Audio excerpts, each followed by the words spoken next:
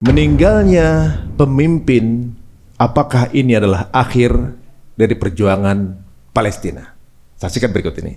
Itu kejadiannya ada 3 prajurit beliau syahid duluan dan beliau bersembunyi di sebuah gedung untuk mengatur strategi sebetulnya. Tapi ketika bersembunyi itu terluka tangannya. Itu sebetulnya.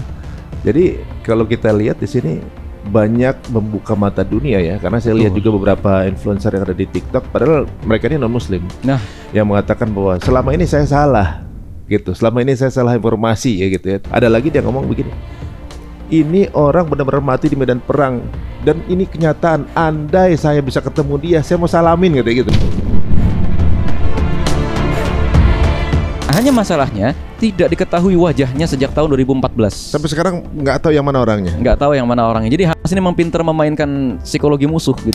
Ini yang menarik gitu ya. Saya baca kolumnis media-media Palestina, Lebanon, Iran dan lain sebagainya gitu ya.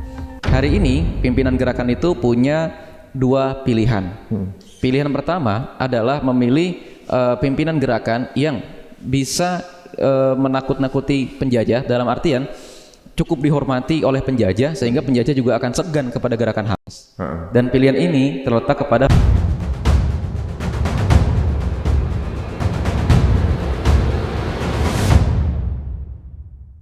Assalamualaikum warahmatullahi wabarakatuh. Alhamdulillah. Terima kasih semua teman-teman semuanya untuk tetap berada di Cerita Untung ya. Walaupun tentunya juga tidak mudah terus kita share berita-berita kebaikan ya. Tentunya juga ada hal di sini dan di sini harus dilewati.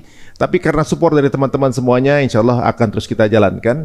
Dan alhamdulillah sekarang saya nggak cuma nanya sendirian, tapi nanti juga ada teman-teman yang akan ikut bertanya mengenai apa yang akan kita bicarakan. Sebelumnya kita akan ketemu dengan teman-teman yang Cerita Untung. Tepuk tangan buat yang ada di sini semuanya dong. Iya, biar semangat. Waduh.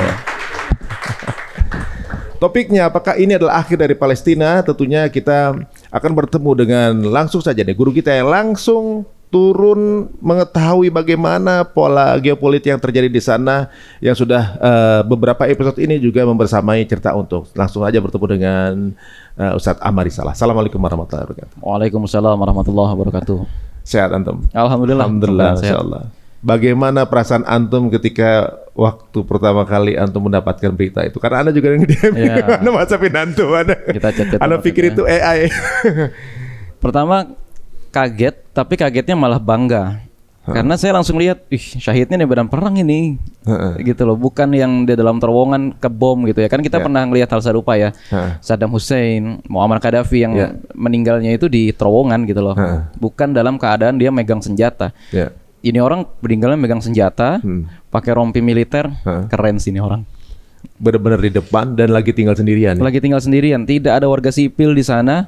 Itu kan, jadi kalau memang penjajah itu mau melakukan sebuah narasi yang bohong lah intinya gitu ya, nggak bisa, karena mereka sendiri membocorkan bahwa tuh nggak ada warga sipil di situ. Iya, dan di sini menariknya bahwa ketika andaikan mereka tahu ini adalah seorang Pak Yahya ya ibaratnya, Pak Yahya, tentu mereka akan menangkap dalam keadaan hidup. Karena kemudian bisa menistakan beliau misalnya yang kemudian ya dengan video yang gimana yang akan di-create kan. Tapi Masya Allah luar biasa di saat terakhirnya justru memberikan sebuah apa ya. Biasanya kalau kisah-kisah syuhada, pejuang itu cuma legenda kan. Zaman peperangan kan.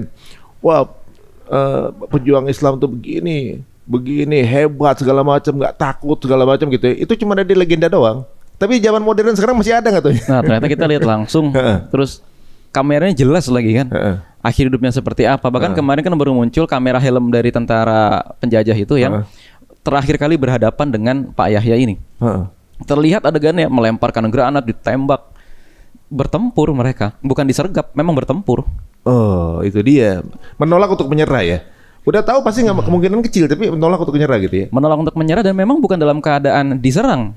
Beliau ini menyerang duluan. Nah terus tapi ternyata pasukan musuh saat itu lebih kuat. Dan saat itu kejadiannya ada 3 prajurit beliau syahid duluan dan beliau bersembunyi di sebuah gedung untuk mengatur strategi sebetulnya. Tapi ketika bersembunyi itu terluka tangannya. Itu sebetulnya.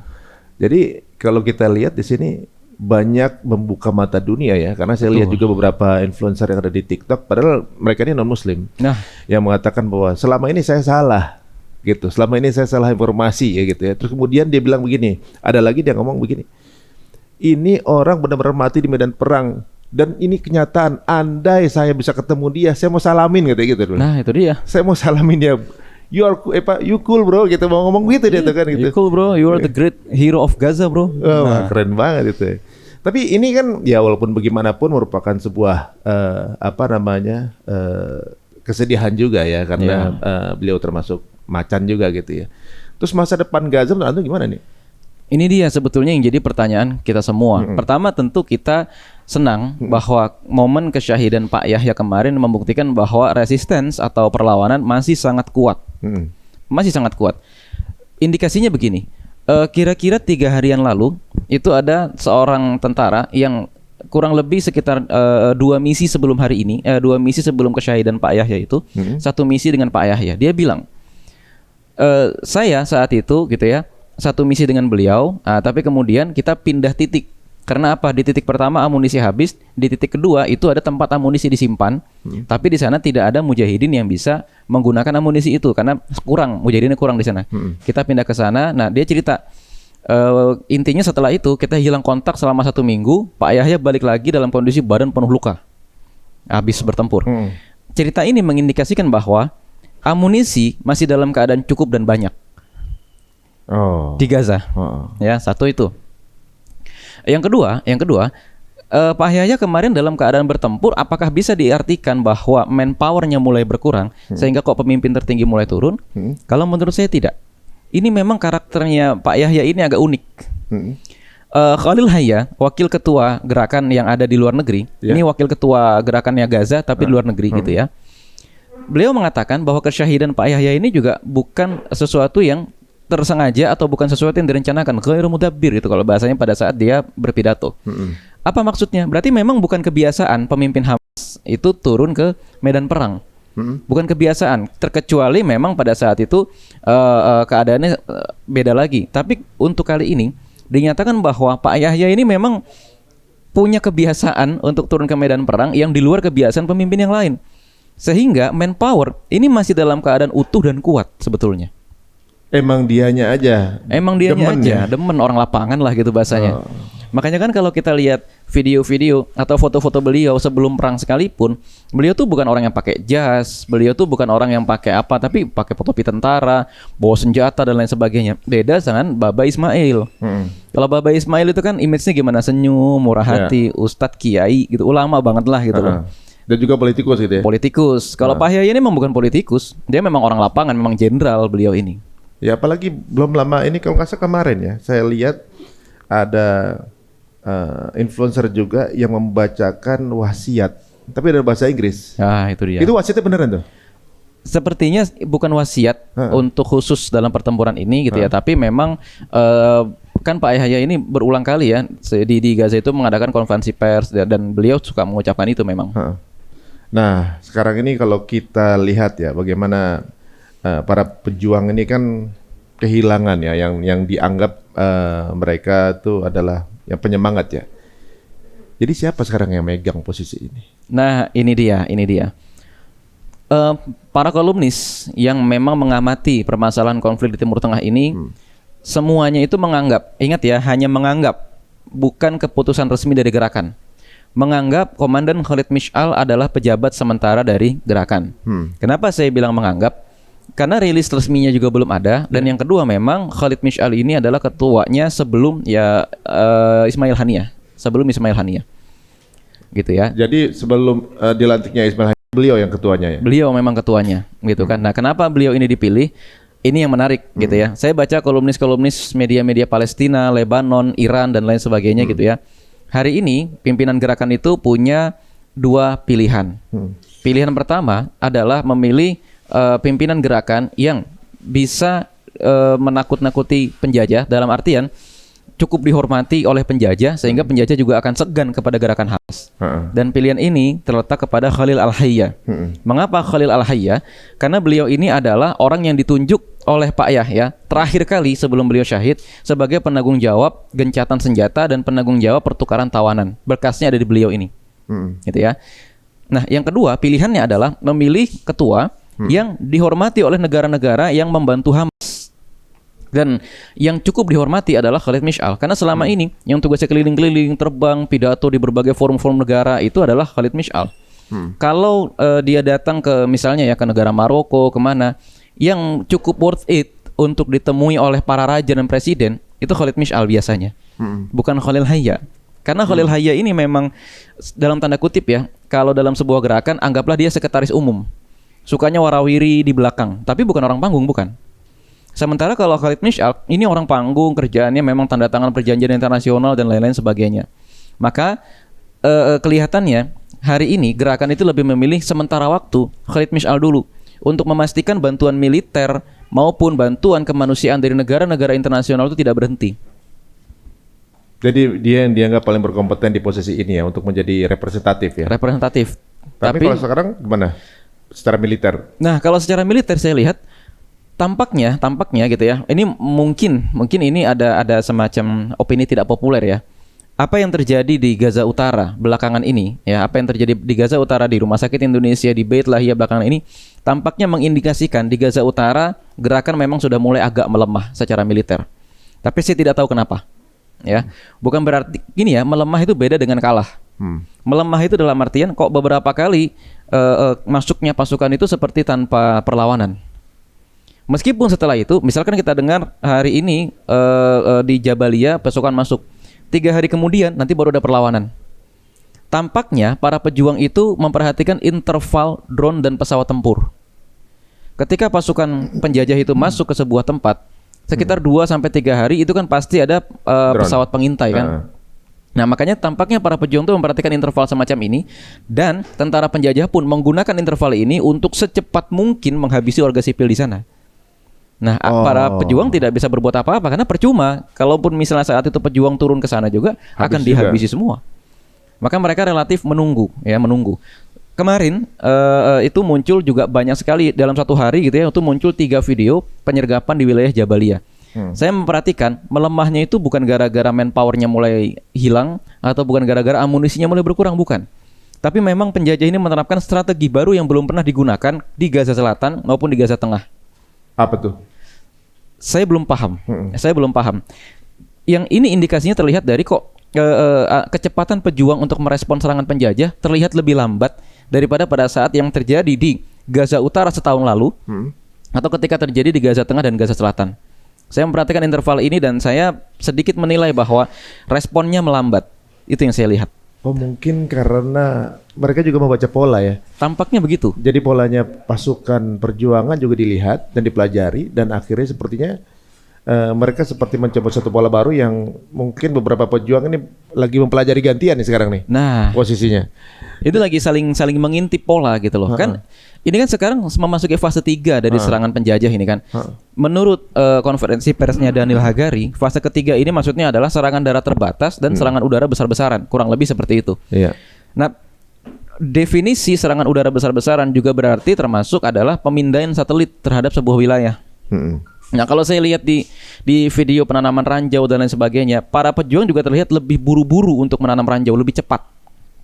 Ya, lebih cepat dari sebelumnya, dan kelompok yang menanamnya juga dibuat lebih sedikit. Kalau di video-video setahun lalu di Gaza Utara ada 5 orang, ada 6 orang dalam satu frame video, ini sekarang cuma 2, 3. Bukan karena kekurangan orang sepertinya, akan tetapi gara-gara penjajah tidak ragu-ragu untuk menggunakan bom skala besar, sehingga jumlah korban harus diminimalisasi.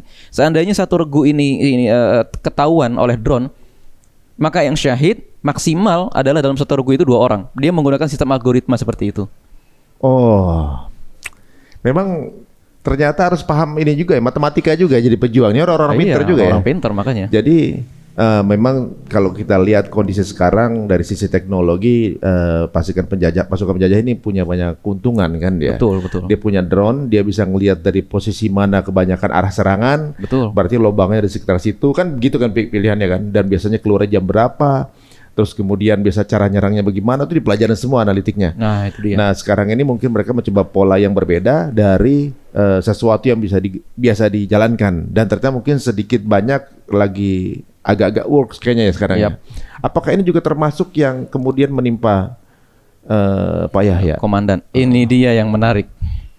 Jadi, fun fact-nya adalah baik komandan penjajah maupun dari pihak pejuang sendiri sama-sama mengakui bahwa dua-duanya tidak tahu Pak Yahya ini ada di permukaan tanah.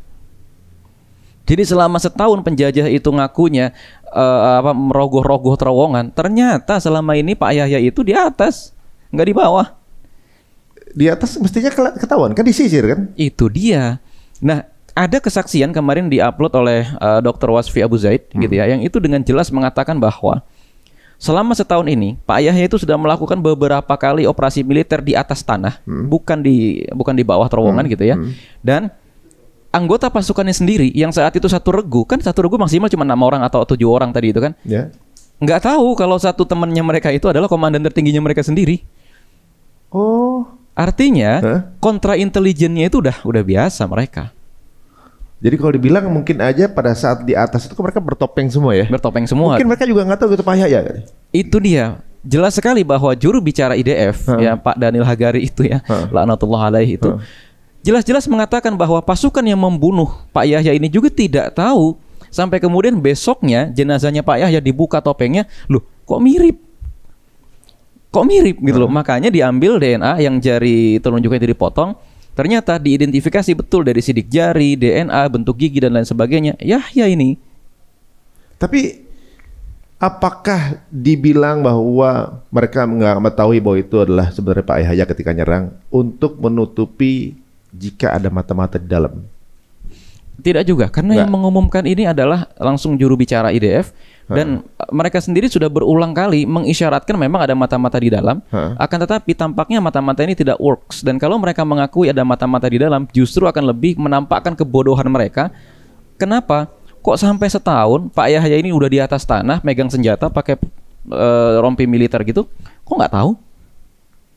Iya ya. Secara logikanya kalau beliau ini di atas tanah dalam rangka mungkin sambil menyamar, nggak pakai baju militer lah. Nggak pakai baju militer kan ada tuduhan kan, jadi wanita hamil, gitu kan? Mana ada bewokan terus jadi wanita hamil, lucu juga. Iya benar. Kan bisa pakai baju warga biasa, nggak pakai baju pejuang gitu. Udah gitu kemudian di sekeliling anak-anak kecil gitu, biar nggak diapa-apain gitu kan? Anak-anak kecil atau ya menjadi orang tua sekalian menyamar di pengungsian mungkin akan lebih menguntungkan bagi penjajah kalau ditangkapnya itu ketika dia ngantri gandum di pengungsian gitu kan, atau dia menyamar sebagai seorang dokter, ternyata tidak gitu loh, di ujung medan perang tidak ada warga sipil sama sekali. Kalau penjajah mengakui bahwa ini kerja intelijen, lebih memalukan lagi. Karena apa? Lu bisa-bisanya ternyata selama ini mereka berhadapan di medan perang nggak ketangkep, nggak tahu gitu loh. Nah kalau sekarang kan kalau kita lihat ya, entah siapapun nanti yang akan ditunjuk, siapapun yang memimpin pasukan perjuangan pasti end up-nya adalah syahid. Betul. Gitu kan? Insya Allah. Kan ibaratnya ketika ditunjuk itu udah kayak lagi booking kapan kan gitu jatuhnya kan gitu. Meninggalnya beliau apakah membuat takut para pejuang? Kalau takut tidak. Ya, kalau takut tidak. Akan tetapi kalau saya lihat fenomenanya di tempat-tempat pengungsian dan lain sebagainya, ada video-videonya sebagaimana diungkap sama Quds News Network misalnya atau Shihab News dan lain sebagainya. Anak-anak kecil, para remaja, ibu-ibu dan lain sebagainya itu malah kayak, "Oh, anak saya tuh harus ikutan syahid ya. Tuh contoh Pak Yahya, pemimpin kita." Anak-anak juga gitu kan, banyak parodi ya. Anak-anak di pengungsian itu duduk di kursi terus pakai kafe terus dia yang lempar kayu. Gitu loh. Oh, sekarang udah jadi banyak simbol jadi jadinya. Iya. Banyak simbol AI di mana-mana dengan bangku ya. Iya, dengan bangku dan tongkat dan kafiyah. Bangku, tongkat, kafiyah itu udah pokoknya sebagai simbol untuk menakut-nakuti. Nih lihat, sampai titik akhir perjuangan meskipun cuma tongkat kita akan melawan. Biar cuma tongkat doang dilempar sama dia. Nah, itu dia. Tapi kalau sekarang kan ini menjadi simbol perlawanan, simbol kepahlawanan kan gitu kan. Keberanian juga, dan ini menjadi perwakilan wajah muslim di dunia ya. Betul. Bahwa membelanya tuh sampai begini gitu ya. Nah, apakah kemudian mereka berebut untuk berada di posisi itu atau pada nggak mau ditunjuk? Kan begitu kadang-kadang. Kalau misalnya gini, ada satu jabatan ya di salah satu kenegaraan misalnya, di situ lahannya becek gitu. Itu untuk di posisi itu orang berlomba-lomba, bahkan ngeluarin dana yang lebih banyak untuk bisa memenangkan itu, untuk mendapatkan kesempatan di posisi itu karena banyak keuntungannya. Ini posisi ini pilihannya cuma mati. Bagaimana coba? kita harus tahu bahwa dalam tubuh gerakan itu ada dua jenis tanzim. Tanzim itu tubuh gerakan. Ya. Ada tanzim siasi, ada tanzim askari. Tanzim siasi itu adalah tubuh politik.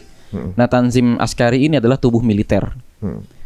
Nah, Pak Yahya itu dianggap adalah sosok tanzim siasi yang warnanya militer. Nah, kalau mau kita ibaratkan Pak Prabowo banget lah, gitu loh. Pak Prabowo banget yang memang panglima perang sebelumnya gitu kan. Tapi dia diangkat menjadi tokoh politik di tubuh gerakan pejuang. Nah, ke depan saya kira yang diangkat mungkin tidak akan lagi dari tanzim askari. Kenapa? Terlalu beresiko. Karena pergantian ini harus kita akui, pergantian kepemimpinan dalam waktu terlalu cepat dalam kondisi lost contact itu sangat membahayakan bagi gerakan yang sedang mengupayakan gencatan senjata sesegera mungkin. Iya ya, kalau dipikir terakhir kan kalau nggak salah Pak Ismail itu bulan apa ya kemarin ya? Juli ya? Juli, tanggal 30. Berarti 3 bulan ya? 3 bulan, hanya 3 bulan. Hanya 3 bulan udah ganti pemimpin lagi. Jadi kalau sekarang pun misalnya ada yang terpilih, dia bisa siap-siap 3 bulan lagi giliran dia gitu kan? Bisa aja seperti itu kan? Bahkan bisa besok gitu. Bisa aja terjadi gitu kan? Iya. Apakah ini sengaja dilakukan oleh penjajah?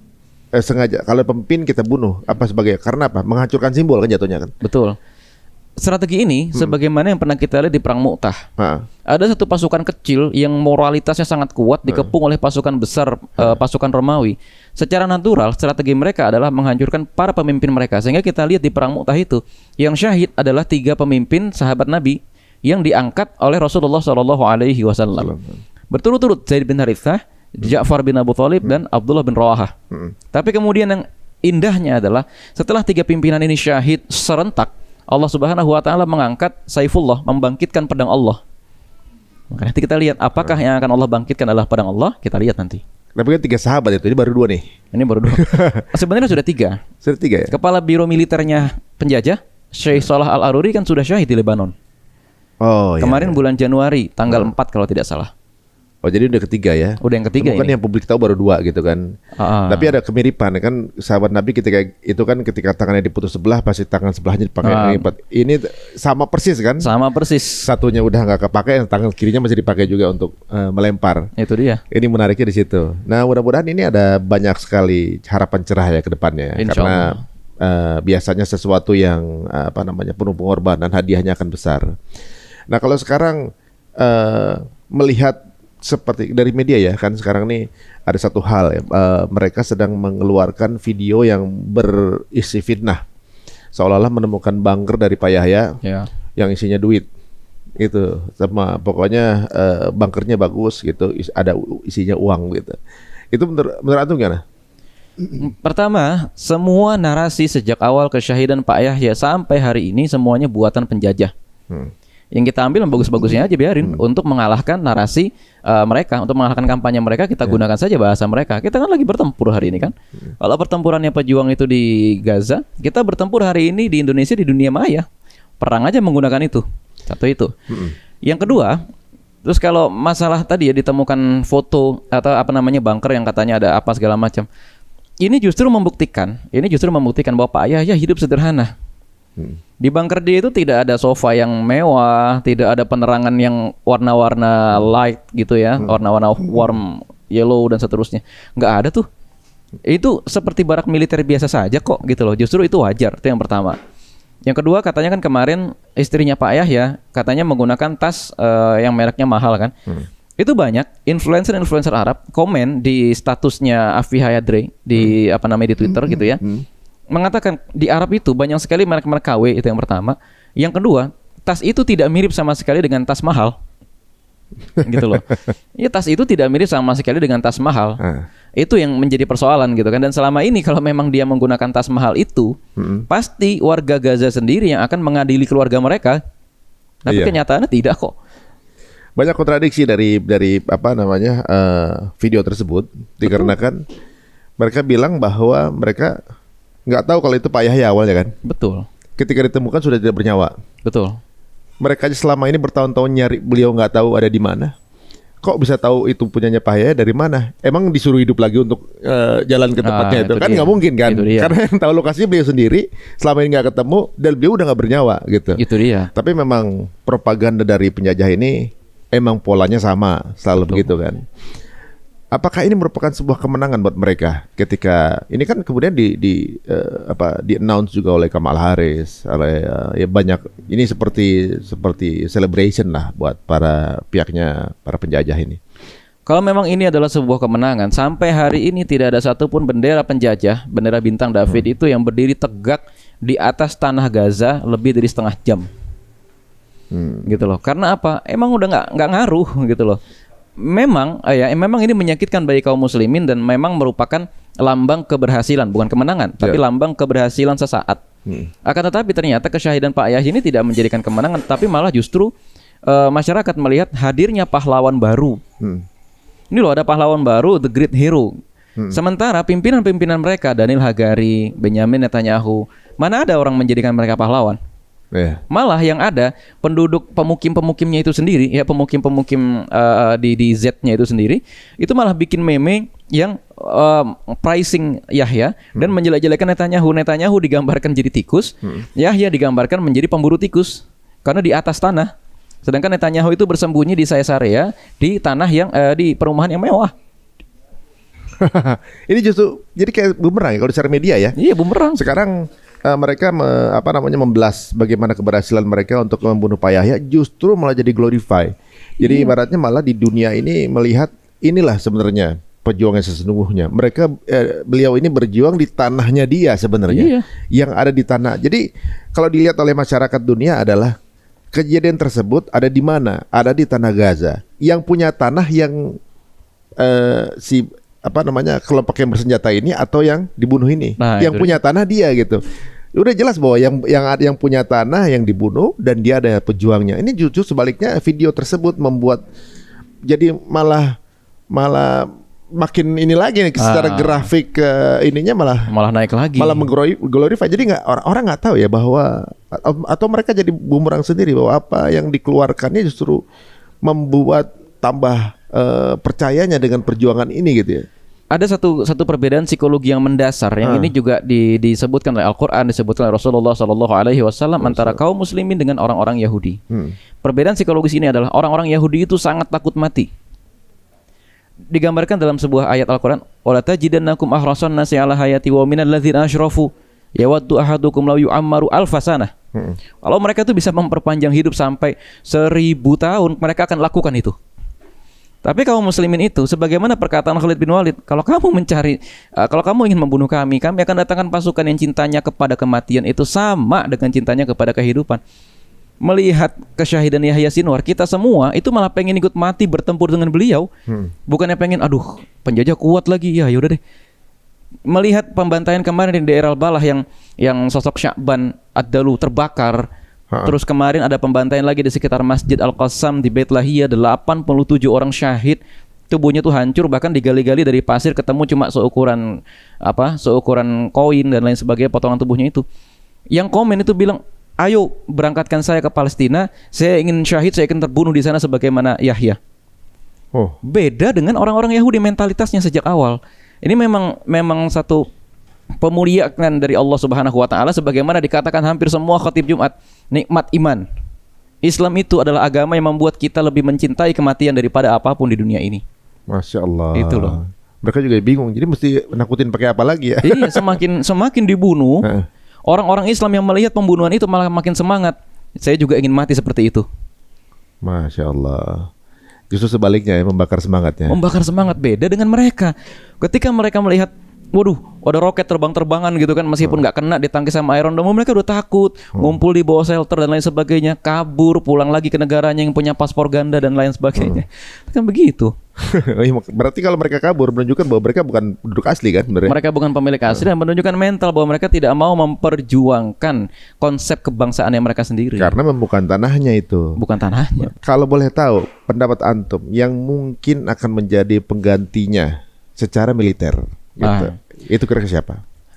Ada dua pilihan atau ada dua dugaan saya. Yang pertama adalah sosok Muhammad Sinwar. Nah, ini sebetulnya Muhammad Sinwar ini adalah sosok yang menjadi man behind Tufanul Aqsa. Ada di Gaza itu berkembang satu pemikiran bahwa Pak Yahya itu sebetulnya adalah sosok panggung dari kepemimpinan Hamas. yang ada di Gaza. Sosok aslinya, mastermind-nya adalah Muhammad Sinwar. Mereka bersaudara kah? Mereka bersaudara, adik kakak.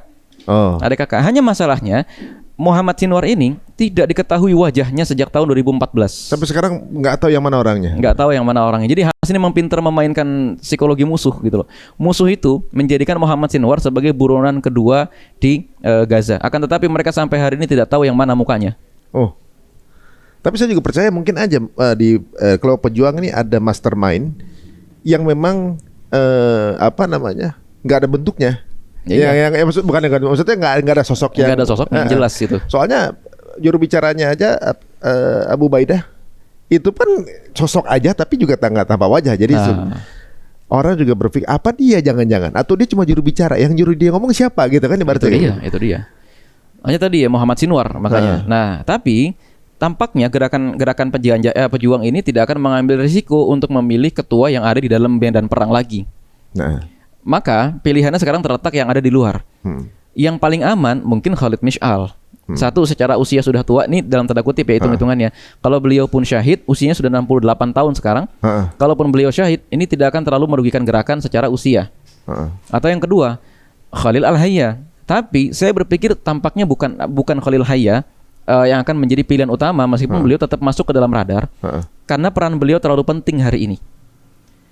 Berkas gencatan senjata, poin-poin gencatan senjata dan proposal pembangunan ulang Gaza dan lain sebagainya itu dia pegang. Itu beliau yang pegang.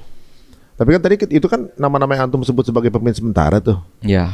Tapi kalau pemimpin yang perkiraan itu mereka juga nggak akan jauh-jauh dari situ. Nggak jauh-jauh dari situ. Meskipun ada satu kandidat yang tidak populer, yang ini seperti yang saya ungkapkan di beberapa podcast yang lalu gitu ya. Beliau adalah orang terakhir yang menemani Ismail Haniyah pada saat kesyahidan beliau di Teheran, yaitu Abu Umar Abu Nasr. Wakil, saya tidak terlalu yakin ya jabatan beliau ini apa, akan tetapi beliau ada di biro politik. Ya, entah wakil ketua atau entah kepala departemen apa gitu ya, tapi yang jelas dia ini adalah yang dipercaya sebagai orang di balik Ismail Haniyah. Nah, gitu. Ini kalau mereka juga berpikir ya, kalau sampai pemimpin ini dieksekusi dan ternyata pergerakannya masih kuat, siapa sebenarnya di belakang itu kan gitu, mereka pasti mikir gitu kan. Bagaimana dengan nama seperti Muhammad Dev gitu misalnya? Dev itu bukan orang panggung. Dari dia awal juga orang belakang juga. Iya, dari awal kemunculan beliau sebagai stafnya Muhammad Imad Aqil, komandan pertama Brigade Al-Qassam, beliau ini bukan orang panggung. Oh, jadi ada pemimpin panggung, ada pemimpin strategik. Kan gitu. Ada Tanzim Askari tadi ya, Tanzim Askari sama ada Tanzim Siasi. Tanzim Askari ini adalah Brigade Izzuddin Al-Qassam. Brigade Izzuddin Al-Qassam ini tampaknya tidak akan memunculkan satu sosok untuk menjadi pemimpin tertingginya para pejuang. Berisiko, itu yang pertama. Yang kedua, Dave sendiri tampaknya juga tidak akan melampaui kemampuannya sendiri. Dia sadar bahwa dia ini adalah pemimpin militer. Gitu loh. Tampaknya dia tidak akan menjadi pemimpin Hamas di satu sisi. Dave tidak pernah terlihat melakukan negosiasi politik. Ini yang penting. Sinwar itu beberapa kali melakukan negosiasi politik, misalnya dengan Mesir untuk membuka perbatasan Rafah. Terus ketika muncul gerakan ISIS di pegunungan Sinai, pejuang dengan tentara Mesir itu join force bareng-bareng untuk menghadapi ISIS yang ada di pegunungan Sinai. Dave tidak pernah melakukan negosiasi, bukan tidak pernah sih, lebih tepatnya tidak pernah tampil sebagai kepala negosiasi. Sementara gerakan pejuang saat ini lebih penting bagi mereka untuk memastikan negosiasi berjalan lancar, sehingga pasca perang selesai, pembangunan ulang Gaza bisa lancar karena dana dari negara-negara Islam itu masuk. Yang kedua, perimbangan kekuatan militer aneka negara Islam, mulai dari Iran, Suriah dan lain sebagainya sampai negara Ahlus-Sunnah seperti Saudi dan lain sebagainya itu tetap ada di titik keseimbangan untuk membantu mereka. Wah, berarti sebenarnya justru dengan kemisteriusan siapa yang akan menduduki posisi ini sebuah keasikan sendiri. Sebuah keasikan sendiri, kita lagi ngitung-ngitung nih. Cuman yang jelas saya melihat para pakar tidak memasukkan nama Muhammad Dave sebagai calon ketua. Tidak dimasukkan. Yang menariknya justru gini, dengan kemisteriusan ini justru membuat kita merasa bahwa kita nggak tahu banyak mengenai itu gitu. Berarti sebenarnya intelijen pun juga kosong mengenai itu berarti jatuhnya. Banyak hal-hal yang tidak diungkap ke permukaan. Betul. Yang justru mungkin kita nggak tahu apakah benar-benar terjadi kerusakan di dalam, atau justru nggak terjadi apa-apa, atau justru sebenarnya mereka menyiapkan sesuatu yang baru, sama sekali blank, kita nggak tahu mengenai itu ya. alhamdulillah ya para pejuang ini tidak main sosmed ya. Ya, itu dia. Nggak suka selfie gitu ya, main sosmed. Gua nih sebentar dipilih lagi, misalkan gitu kan. Nah, kalau kayak gitu kebuka semua tuh. Nah, itu dia. Karena mereka justru sebaliknya malah memantau sosmed yang berbicara mengenai Palestina. Nah, sekarang kita buka kesempatan teman-teman yang mau tanya, silahkan angkat tangannya ya. Atau langsung transfer aja ke rekening saya. Enggak deh, bukan. Monggo silakan, kita kasih kesempatan yang mau nanya. Jangan malu-malu ya. Mengenai sambil nunggu pertanyaannya, saya mau tanya dulu mengenai masa depan Gaza atau juga masa depan dari perjuangan. Berapa lama kira-kira kemampuan bertahan pasukan ini? Kalau kemampuan bertahan ya, gerakan pejuang itu lahir di masa Intifada pertama. Itu 5 tahun. Ya. Perangnya itu 5 tahun. Di masa Intifada kedua itu juga perangnya kurang lebih sekitar 4 sampai 5 tahun juga. Jadi ini tuh udah biasa. Nah, perangnya ke depan akan berapa lama? Sebetulnya bukan tergantung kepada pejuang tahannya berapa lama. Penjajah itu yang tahannya berapa lama. Malah penjajah ada tanya. Iya. Buat berapa lama lo? Dijabanin terus nih? Dijabanin terus. Karena apa sekarang? Penjajah itu udah diinfus terus sama Amerika. Baterai Iron Dome tuh udah habis. Minggu lalu sekitar pertengahan Oktober ini gitu ya. Datang lagi kok baterai baru. Dan itu udah ditembus aja tuh oleh roket-roket dari Gaza. Udah meledak. Gitu loh, roket-roket di Gaza itu udah menyentuh objek-objek di tanah. Artinya udah soak Iron Dome-nya. Oh gitu, tapi tetap aja dapat infus mereka. Tetap dapat infus terus. Nah, makanya kan sekarang gini, pemilu Amerika ini akan jadi tolak ukur, akan jadi titik tolak penting. Apakah dana untuk mempertahankan Israel ini masih ada? Itulah kenapa Benyamin Netanyahu itu bolak-balik terus ke Amerika menemui pasangan capres dan cawapresnya ini. Tujuannya apa? Mengamankan. Gua masih ada nggak dalam agenda lu? Gua masih ada nggak dalam APBN Amerika? Dia memastikan itu. Udah diinfus terus ini. Jadi sekarang bagaimana caranya supaya infusnya itu nggak berjalan terus gitu? Maksudnya minimal berkurang gitu kan? Nah, yang menyuplai supaya infus yang nggak berjalan terus itu kan bisa dengan boykot nih, orangnya di belakang nih. Nah, ada Habib Barkat. Silakan Bib, kalau mau tanya silakan Bib. Terima kasih Bang Ari dan Bang Ahmad. Masya Allah, banyak ilmu, banyak daging hari ini. Selain menunya hari aku ngopi ya, banyak daging juga. Alhamdulillah. Jadi terkait soal yang bisa kita lakukan sekarang untuk menunjukkan keberpihakan kan kita terbatas banget tuh waktu ya. Yang saat ini paling bisa kita lakukan, paling realistis bisa kita lakukan adalah dengan boykot. Nah, meskipun demikian, makin kesini juga orang juga makin melemah ya semangatnya atau atensinya. Nah, kira-kira apa sih yang bisa menjawab semua keraguan orang bahwa ini boykot punya efek? Apa sih efek yang terlihat? Impact apa sih yang terlihat? Sehingga teman-teman juga makin semangat mungkin Bang Ahmad menunjukkan bahwa boykot itu ngaruh loh sebenarnya. Dilihat dari variabel yang clear di lapangan seperti apa. Masya Allah, alhamdulillah. Dan juga termasuk beberapa ini ada perusahaan yang misalnya perusahaan itu nggak secara langsung kirim, tapi apa sih membuat mereka juga diboykot gitu? Apa kemudian buka pabrik di sana atau gimana gitu? Pertama harus saya terangkan dulu bahwa gerakan boykot di Indonesia it didn't start with just Palestine issues. Ya, itu tidak dimulai hanya sekedar isu Palestina. Indonesia itu ya karena kita di negara yang relatif dalam tanda kutip cukup aman, alhamdulillah. Kita tuh bisa dengan netral mengamati isu Afghanistan, mengamati isu Chechnya, mengamati isu Rohingya, mengamati isu Xinjiang dan lain sebagainya itu atau Turkestan Timur. Maka gerakan boykot kita tuh tidak hanya pada persoalan Israel dan Amerika. Maka banyak perusahaan-perusahaan yang tidak berhubungan dengan isu Palestina tapi juga kena boykot. Itu yang pertama. Yang kedua juga bukan hanya pada persoalan penjajahan tapi pada persoalan LGBT. Nah, yang kedua, kalau saya ditanya indikator tadi ya, gerakan boykot ini sebetulnya berhasil atau tidak dan bentuk keberhasilannya seperti apa? Pertama, sangat berhasil. Sangat berhasil. Kalau kita bicara masalah hanya, dalam tanda kutip saya hanya harus dengan tegas mengatakan, kalau kita hanya bicara masalah keuntungan atau kerugian dari perusahaan yang terboikot, itu hanya karena apa? Itu kerugian material biasa yang mereka kalau melakukan aksi manuver bisnis sedikit akan pulih lagi kok keuntungannya mereka, bisa dengan dumping, bisa dengan jatuhin harga, bisa dengan apa gitu kan, yang penting mereka balik modal dan lain sebagainya. Tapi kerugian mereka yang paling besar adalah simpati pembeli dari kalangan Islam udah nggak ada lagi buat mereka. Mereka harus berusaha sekuat tenaga untuk kembali mengambil pasar mereka yang sudah sempat hilang itu. Butuh effort besar dong untuk kembaliin pencitraan itu ya. Butuh. Nah, makanya boykotnya itu nggak cukup sama brandnya aja. Harus ada orang-orang ke kalangan influencer dan kalangan artis yang menyampaikan untuk tolong jangan terima endorse. Yang kedua, selain tolong jangan terima endorse, tolong bersikap tegas kalau ada event atau apa yang dibiayai oleh perusahaan terboikot, pikir-pikir dulu deh gitu loh. Meskipun cuma datang 2 detik di frame, jangan. Itu aja udah pukulan berat buat mereka gitu loh. Karena kan, dan kita bukan mendemagogisasi ya. Yang menjelek-jelekan produk itu sebetulnya adalah perbuatan mereka sendiri yang tetap mendukung penjajahan dan lapangan kerja yang ada di tanah Palestina yang terjajah. Banyak perusahaan internasional kalau misalnya kita cari-cari nggak ada kok aliran dananya. Perusahaannya ini kantor utamanya bukan di Israel, bahkan bukan di Amerika juga gitu loh.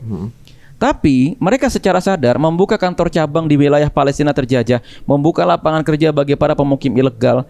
Dan sehingga ketika ada kantor cabang di sana, pajaknya itu juga dibayarkan ke APBN-nya negara penjajah. Loh, sehingga secara langsung justru itu ada kontribusi. Oh, kan begitu logikanya. Muternya ke sana juga berarti ya? Muternya ke sana juga. Oh, mungkin kalau secara fasad di depannya seolah-olah nggak ada. Nah, seakan-akan nggak ada. Tapi kan itu hal-hal yang memang tidak ada di laporan keuangan. Jadi pembuktian semata-mata hanya dengan laporan keuangan itu receh sebetulnya. Oh, jadi apa lagi yang mesti kita lihat selain laporan keuangan? Itu kan ya, dikulik laporan keuangan sama Habib Ares? Sama Habib, oke. Ada semua. Ada semua. Misalnya gitu. Tapi kan ada lagi ternyata selain itu. Ada lagi ternyata. Tapi kan nanti kalau cuma sekedar laporan keuangan akan didebat lagi tuh. Enggak kok ini sahamnya cuma minoritas. Enggak kok cuma begini begitu. Oh enggak kok ini bahkan perusahaannya bukan di Israel dan seterusnya. Iya betul. Tapi dia membuka lapangan kerja di Israel, dia membuka kantor cabang di Israel. Terus kok ketika ada satu brand yang misalnya anak perusahaannya tidak mendukung penjajah dan mendukung Palestina, kenapa dia marah-marah gitu loh? Kenapa perusahaan induknya marah-marah? Kan kasusnya ada perusahaan yang seperti itu kan? Iya. Ya, ada satu brand es krim yang merupakan turunan dari perusahaan induk tidak mendukung Israel. Kok perusahaan induknya marah-marah? Iya. Ada apa? Iya. Satu itu. Pengaruh. Kenapa pengaruh berarti ya? Kenapa pengaruh? Berarti kan ada sesuatu gitu kan. Nah, yang kedua, saya lihat ya indikator keberhasilan boykot itu bukan hanya pada persoalan masyarakat menolak membeli produk terafiliasi, akan tetapi masyarakat menjadi ingin tahu dan mencari produk-produk yang keuntungannya digunakan untuk membantu perjuangan, atau yang kedua, setidak-tidaknya produk ini tidak digunakan untuk membunuh saudara saya. Dan ingat, di Indonesia gerakan boykot tidak hanya pada persoalan Palestina. Dulu teman-teman pencinta alam, pencinta lingkungan itu sudah menggelorakan kegiatan boykot ketika terjadi kebakaran hutan besar-besaran di Sumatera dan Kalimantan, dan itu tidak ada hubungannya dengan penjajahan di Palestina. Ini berarti ini sebenarnya justru menunjukkan bahwa Muslim itu sebenarnya punya peran ya. Punya peran. Saya selalu bilang, kalian itu nggak penting buat brand-brand terafiliasi. Yang penting cuma uang kalian. Ada satu brand sampo di Indonesia bikin varian hijab. Di Thailand bikin varian LGBT. Bahkan mereka bikin acara LGBT, bikin podcast LGBT, mereka biaya dan lain sebagainya. Mereka pilih Prince and Queen LGBT dan padahal di sini pakai variannya hijab. Di sini variannya hijab. Berarti cuma ngambil market aja deh. Mengambil marketnya aja. Kalian tuh nggak penting loh buat brand-brand itu gitu loh. Oh, kalian tuh duit aja gini ya. Duitnya aja, duit kalian aja itu yang penting sebetulnya gitu loh. Nah, untuk buktikan bahwa boykot itu ternyata berimpact secara ekonomi apa? Kalau di negara kita nih misalnya. Satu ya, tahu dulu impactnya buat brandnya ini atau buat masyarakatnya nih? Buat masyarakat misalnya. Misalnya ada fenomena baru apa gitu yang kemudian ini pasti kan ada gini. Kita kebutuhan akan satu misalnya sampo gitu, kan tetap butuh sama sampo itu. Entah either makainya sampo itu atau nggak mungkin gara-gara ada sampo ini kemudian terboikot kita nggak sampoan lagi gitu kan, gatel kan gitu kan. Pasti ada replacement kan gitu. Nah, ada nggak sih kemudian yang jadi satu fenomena menunjukkan bahwa ini berhasil loh boykot ini gitu. Mungkin secara brand ya, secara branding, secara keberpihakan masyarakat gitu misalnya. Saya melihat rasa ingin tahu masyarakat kepada brand-brand alternatif dan lokal itu semakin tinggi. Mereka ingin mencari, meskipun itu tidak ada di waralaba. Mereka nyari pesan online dan lain sebagainya. Mereka se-effort itu loh. Yang kedua, saya punya kenalan banyak sekali influencer yang ternyata selama ini diam-diam mereka tuh bikin kampanye alternatif dari penggunaan sampo-sampo kimia. Ada banyak sekali, dan itu mereka bukan cuma sampo ya, sabun, odol, sikat gigi ya, dan lain-lain sebagainya itu, dan mereka saat ini mulai dapat panggung. Kita nggak pernah endorse mereka, tapi mereka dengan cerdik bisa mengambil panggung itu, dan yang kita selamatkan bukan hanya saudara-saudara kita di Palestina atau bukan hanya bukan akidah ya, tapi moralitas di Indonesia secara umum dari penyebaran isu LGBT, akan tetapi juga masalah lingkungan. Karena produk-produk alternatif yang dibuat oleh masyarakat Indonesia itu rata-rata memang lebih ramah lingkungan. Gitu loh, lebih ramah lingkungan. Di samping mereka sedikit menggunakan sampah plastik gitu ya, mereka juga tidak menggunakan bahan kimia terlalu banyak, dan mereka dengan berani mengampanyekan produk kami tidak mencemari tanah, tidak mencemari air, atau kalaupun mencemari jauh di bawah produk-produk yang mainstream selama ini ada di masyarakat. Oh, jadi benar ya, kalau di di dalam Islam itu emang halal value chain itu A to Z ya. A to Z. Sampai pembuangannya, bahan baku, pembuangan semuanya tuh harus secara koridor halal masuk gitu. Meskipun ini sebetulnya bukan masuk kepada poin halal, tapi poin toyib. Toyib bahkan ya. Toyiban. Jadi setelah teliti yang terboikot ternyata banyak mudaratnya juga. Mudaratnya juga. Ada. Nah sekarang ini ada yang mau tanya, silakan. Waalaikumsalam. Seperti tadi yang sudah dijelaskan oleh Bang Amar dan juga ditanyakan oleh Mas Ari ya, terkait berapa lama perang akan berlangsung, dan seperti yang sudah dijelaskan Bang Amar akan dijabani terus gitu. Nah yang jadi pertanyaannya adalah dari mana sumber dana Hamas itu sendiri, karena memang Gaza ini kan diisolasi, di blokade gitu. Jadinya mereka kan nggak bisa keluar sana sini untuk dalam tanda kutip nyari dana atau dan sebagainya. Apakah ini ada donatur tersendiri? Nah itu sumber dananya dari mana? Wah, gitu. keren tanyaan. Saya pernah dengar penjelasan Bang Amar kali Desember tahun lalu ya Bang, ketika Daurah di Muda Berdakwah, Bang Amar bilang perjuangan ini bahkan pasukan sampai membuat roket dari Thailand. Kalau nggak salah Bang Amar bilang bahwasanya harga kosnya itu hanya sekitar ratusan dolar, tapi bisa menghancurkan tank yang bahkan bisa jutaan bahkan puluhan juta dolar. Nah itu sampai sejauh mana Bang? Apa memang diproduksi terus di dalam Gaza itu sendiri atau bagaimana? Dan yang terakhir pertanyaan terkait election di Amerika sendiri. Bang Ahmad tadi menjelaskan si Netanyahu itu bolak-balik ya ke Amerika dan balik lagi ke negaranya sendiri untuk memastikan dia itu masih punya peran nggak di kandidat kedua itu. Nah yang jadi pertanyaan adalah mending mana antara satu yang Republik atau satu lagi yang Demokrat untuk perjuangan, lebih mending mana gitu untuk di antara dua itu. Karena kita juga nggak bisa tahu ya, karena kan memang harus ada yang terpilih, dan ini lebih mending mana untuk kita? Untuk kita atau untuk Gaza? Perjuangan dong, untuk perjuangan. Ya, ini pertanyaannya sih sebenarnya agak pikir jurang juga ya. Kalau Bang Amar ngasih tahu dari mana dananya juga, ya semua dunia tahu, bahaya juga dipotong. Tapi ini adalah prediksi paling ya Bang ya, bukan sesuatu yang secara literally seperti itu ya. Tapi memang ini agak benar juga pertanyaan beliau. Yang di atas saja nggak dapat suplai dana, apalagi dana, makanan daya susah, yang di atas loh nih. Betul. Yang di bawah bagaimana gitu? Yang di atas saja lapar, apalagi yang di bawah makan apa kan gitu kan? Yang di atas buang air aja sembarangan, bagaimana yang di bawah? Kan bingung nih kata. Ini sesuatu yang memang udah masuknya ke ranah-ranah keimanan sih ya. Nah, kalau menurut antum, view antum gimana dari pertanyaan beliau yang pertama di rumah ini? Oke ya. Pertama kalau ditanya sumber daya, kita yang negara yang udah ngaku aja ya, yang negara yang sudah mengaku membiayai. Pertama, yang sudah mengaku membiayai adalah negara Turki, Qatar, Iran, dan juga terus terang itu. Terus terang mereka mengakui. Bahkan Qatar dengan Turki itu terang-terangan mereka saya melindungi gerakan-gerakan pimpinan-pimpinan Hamas itu yang mereka sudah nggak bisa lagi masuk Gaza, paspornya diganti semua dengan paspor Qatar dan paspor Turki. Pantas ya, Bapak Ismail waktu di sana aman, justru pas ke Iran dieksekusi. Iya, nah kenapa pas di Iran dieksekusi? Karena Iran itu adalah negara yang menjadi konflik zone antara Amerika dengan Rusia. Sedangkan Qatar ini jadi negara melting pot. Turki itu juga negara melting pot. Kalau terjadi aksi militer di kedua negara ini akan memicu perang yang sangat besar. Gitu loh. Terlebih gitu ya. Ke Turki dan Qatar, Turki dan Qatar ini juga merupakan satu negara yang berusaha menjaga perimbangan kekuatan timur dan barat di negaranya. Nah gitu loh. Beda dengan Iran gitu ya. Tapi kan kalau Iran, oke lah, Iran, Turki, Qatar ini tiga-tiganya ngaku membiayai, ngaku gitu ya. Nah sekarang Israel sendiri atau penjajah sendiri itu melakukan sebuah investigasi dan mereka menduga gerakan itu mendapatkan pembiayaannya dari platform Bitcoin, kripto. Oh, caranya dengan kripto gitu ya. Mau ditutup kriptonya mereka juga rugi juga gitu. Nah itu dia. Jadi memang kemarin itu sempat ada satu platform kripto yang menutup semua akun warga Gaza karena mereka menyangka salah satu di antara yang buka kripto ini ada pejuang. Gitu loh. Nah sehingga si kripto ini nanti bukan buat bangun tenda, bangun apa, tapi dibuat untuk bikin senjata dan lain sebagainya. Kalau kita sih orang Indonesia apa masalahnya? Nah itu kan. Apa masalah? Kita harus menormalisasi. Nanti bantuan kamu dipakai buat bikin senjata loh. It is normal. Dan kami memang tidak ingin menjadikan bantuan kami menjadi sekedar air, tapi sekedar gandum. Memang pengen jadi senjata kok gitu kan. Nah, yang kedua ya, sumber bantuannya juga termasuk bagaimana masuknya tadi gitu ya, dan apakah senjata itu masih dibuat.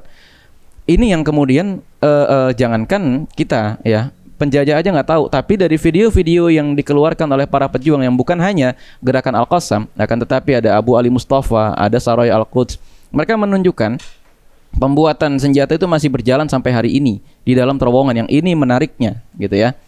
Dan di video yang dikeluarkan kemarin ya di tanggal 18 atau tanggal 17 Oktober itu terlihat adanya moncong Yasin 105 yang baru dicat. Ada yang catnya warna hijau, ada yang catnya warna biru, dan catnya terlihat baru. Ya, kalau roket Yasin yang lama itu terlihat sekali udah agak karatan gitu ya, sudah agak bekas penyok-penyok dan lain sebagainya. Ini catnya baru. Berarti produksi baru nih. Kemungkinan besar produksi baru.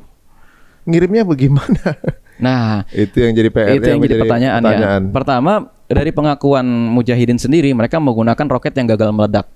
Nah, yang kedua, tampaknya mereka memang punya gudang TNT ya, gudang mesiu di bawah. Ya, gudang mesiu ini di bawah. Terus yang ketiga, tampaknya mereka memang menggunakan bahan-bahan seadanya saja, gitu loh. Ya, seadanya saja, dan tidak menutup kemungkinan gitu ya, ada semacam liam terowongan gitu ya yang menghubungkan antara mereka dengan tepi barat atau antara mereka dengan Lebanon Selatan, yang dari situlah bahan-bahan senjata itu masuk. Oh gitu ya, tapi ini pasti itu sebuah rencana besar itu ya. Sebuah rencana besar. Gak mungkin itu bisa pembuatan jalan dari situ sampai Lebanon aja kan pasti itu kalau dari atas saja kan pasti butuh tahunan ya untuk proyek itu ya. Ini di dalam bumi udah ada, misalnya ada jalur itu, berarti satu perencanaan besar dan eksekusi yang panjang juga gitu. Itu dia. Dan ini menjadi pertanyaan sih memang, guys, bisa bertahan segini lama aja secara subsidi dari si pangan buat amunisi segala macam kayaknya udah nggak mungkin sih ya. Itu dia. Walaupun mereka punya duit sekalipun, mau belanja di mana? Itu dia kan. Belanjanya juga susah kan gitu kan. Nah ini unik dan sepertinya kalau dibilang sebagai strategi perang lebih pantas mereka menjadi paling bagus strategi dibanding Israel sendiri. Dibanding penjajah sendiri. Dibanding penjajah ya kan. Ini menarik ya. Bagus juga pertanyaan. Besok sedikit kita kirim ke sana aja. Oke, ini pertanyaan pertama. Yang tadi yang masalah pemilu Amerika ya. Yang kedua tuh kalau nggak salah apa tadi? Election ya. Masalah election pemilu Amerika. Mending mana antara Demokrat atau Republikan? Nggak ada yang mending. Kan saya bilang gitu kan, kalau dari Donald Trump ya, Donald Trump itu strateginya dia membunuh dengan bisnis. Coba kita ingat, Donald Trump itu tidak, dia selalu bilang saya tidak ingin menempuh solusi pertempuran gitu, karena bagi Donald Trump yang dia adalah seorang pengusaha sangat mementingkan citra publik.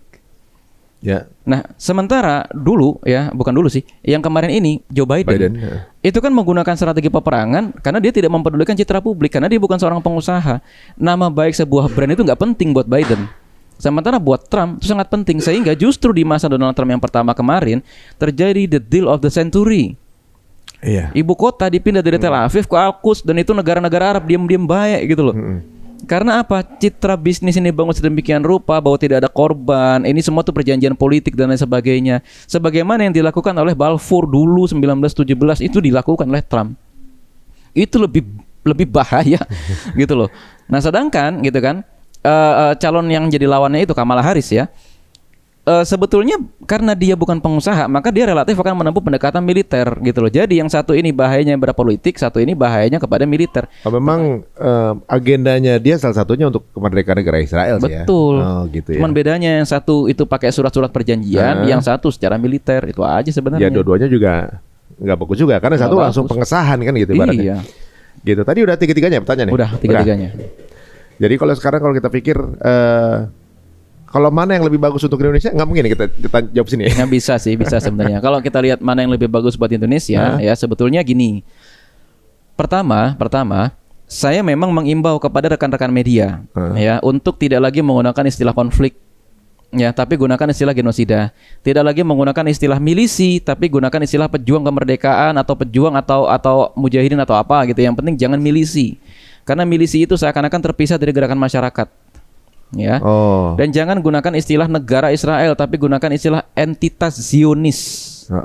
Media-media Arab itu tidak pernah menggunakan kata Israel, tapi mereka selalu menggunakan kata ihtilal. Karena pada dasarnya itu bukan entitas negara, itu adalah entitas Zionis, organisasi Zionis. Dan negara-negara Arab pun, media-media Arab juga tidak pernah menyalahkan agama Yahudi. Karena Zionisme dengan Yahudi itu adalah dua hal yang berbeda. Meskipun Zionis berasal dari agama Yahudi. Jadi jangan pernah menjelekkan agama Yahudi, karena juga dilarang dalam Islam kan menjelek-jelekan agama lain. Jangan menjelekkan nama Israel, karena itu merupakan sebutan bagi Nabi Yakub alaihi salam. Zionis, katakan itu. Dan media-media yang ada di Indonesia sayang sekali belum menggunakan kata yang layak.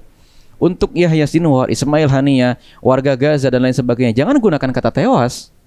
Ya. Syahid. Gunakan kata syahid atau gunakan minimal kata gugur deh gitu loh.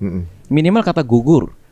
Nah, ini akan menunjukkan keberpihakan. Sayang sekali saya masih melihat di Indonesia tuh media masih seperti itu, dan ini media-media semacam ini yang akhirnya akan memicu perdebatan di kolom komentar mereka. Yang pertama. Yang kedua, kalau bagi Indonesia gitu ya, udah kita tutup mata dan tutup telinga dari propaganda dari penjajah itu gitu loh. Ya, satu. Dan yang kedua, berusahalah taat kepada pemimpin kita, kepada negara kita apapun yang terjadi, karena stabilitas di sebuah negara Islam itulah yang paling penting agar negara kita tuh punya daya tawar ketika bernegosiasi dengan penjajah. Itu loh yang paling penting. Menarik juga ya sebenarnya konflik politik ini sebenarnya.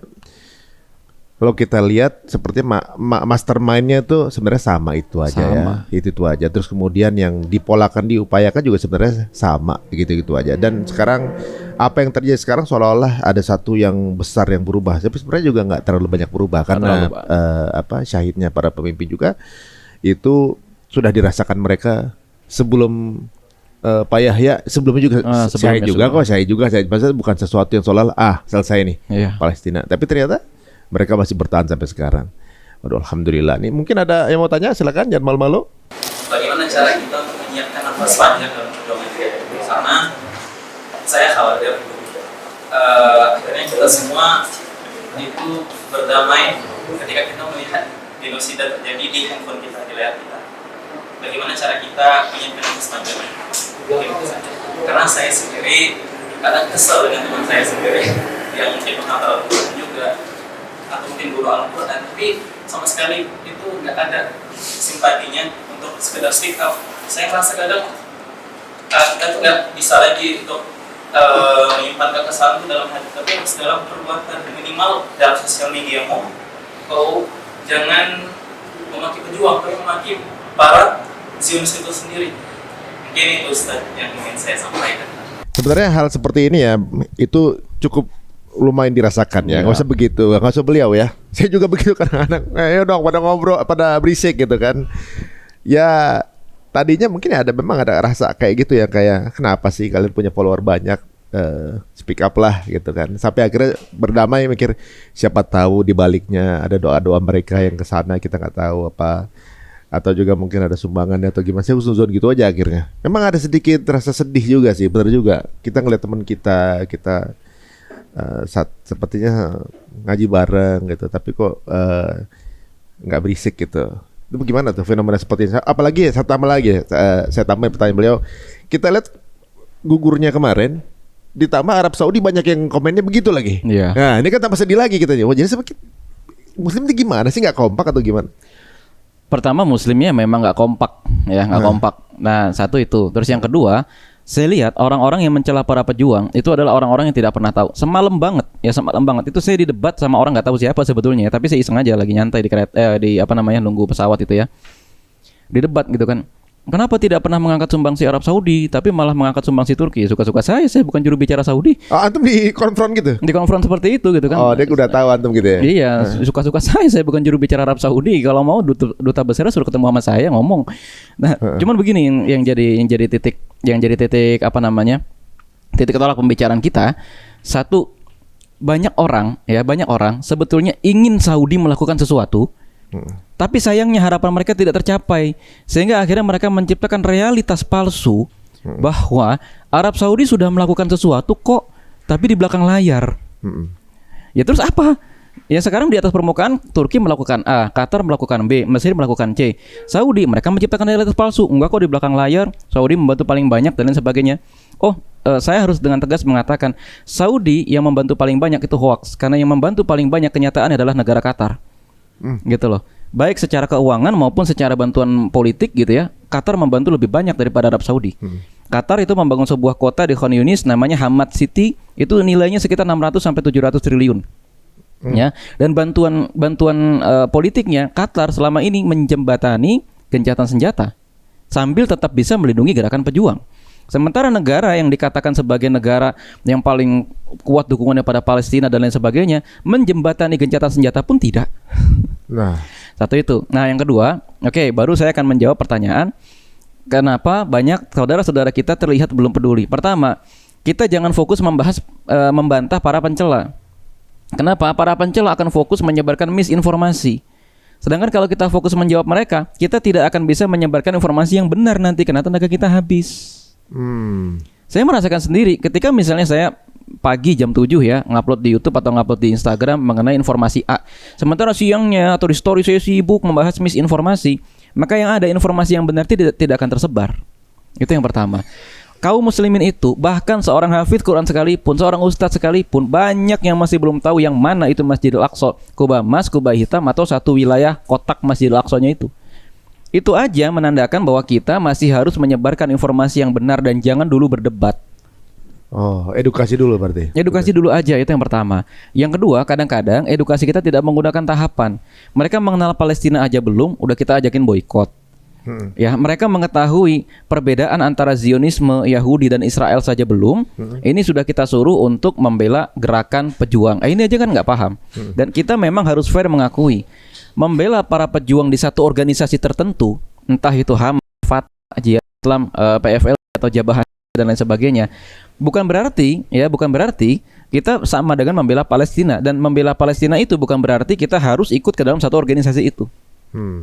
Silakan teman-teman temukan kebenarannya sendiri dengan ngecek kabarnya sendiri. Gitu loh. Ngecek kabarnya sendiri, sekarang zaman udah pinter. Banyak kawan-kawan saya yang akhirnya dulunya anti dengan perjuangan Palestina, masih berpikir solusi dua negara dan lain sebagainya. Tapi dengan perkembangan teknologi, silakan DM dong warga Gaza yang asli. Kalian-kalian yang bisa bahasa Arab, yang hafiz Quran, yang ngakunya kuliah di kampus-kampus yang paling mengerti agama Islam dan lain sebagainya, kan bisa bahasa Arab. Bisa kan ngobrol langsung sama warga Gaza yang kalian temui randomly gitu loh. Ya, saya aja yang ibaratnya bahasa Arab juga nggak seberapa, bisa kok ketemu sama orang Gaza langsung ngobrol, ketemu sama pemimpin pejuang langsung ngobrol. Saya ngerti kebenarannya seperti apa kok, gitu loh. Nah itu dia ya, penetrasi informasinya juga ya mungkin. Nah, ya. informasinya. Makanya saya senang banget ya ada podcast Cerita Untung. Saya sendiri bikin akun Telegram yang intinya itu sebagai penyaring berita gitu ya.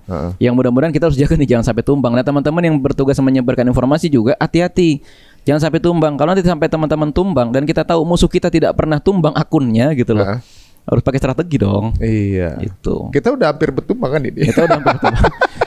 Dapat surat cinta mulu. Dapat surat cinta terus ya. Ya mudah-mudahan nggak sampai tumbang ya. Kita siapin mungkin second account lah mudah-mudahan. Ya terima kasih teman-teman untuk pertanyaannya.